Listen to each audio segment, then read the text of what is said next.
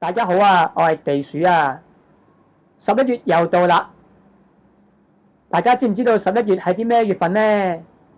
冇錯啦，就係感恩月啦。喺11月裏面呢，我都鼓勵大家多啲發出感恩，去多謝你哋身邊嘅人。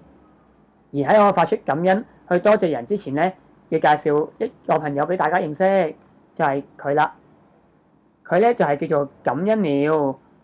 佢咧就係由 UFA 薪火青年網絡嘅同工所設計嘅，係咪好得意咧？好靚咧！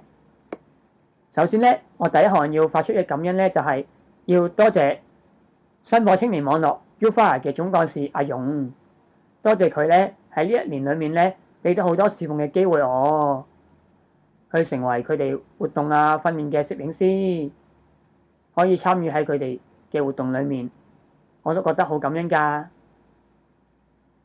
第二樣要多謝嘅咧，就係要多謝一班中學生。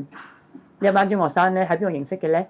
就係喺之前 UFA 同埋唔同中學所搞嘅呢個聯校咁樣大使訓練呢個活動裏面認識嘅。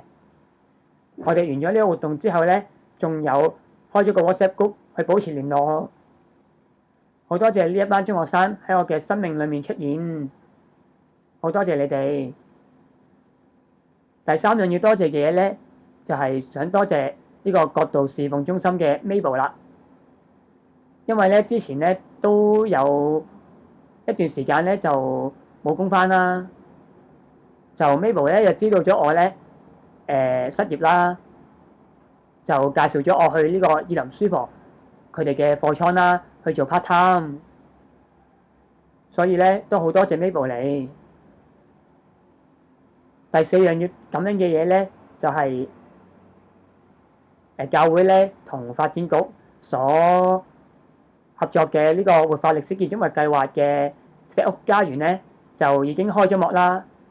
就喺開幕禮當日咧，就好感恩有機會去成為大會嘅攝影師，去記錄低呢一個咁重要嘅時刻。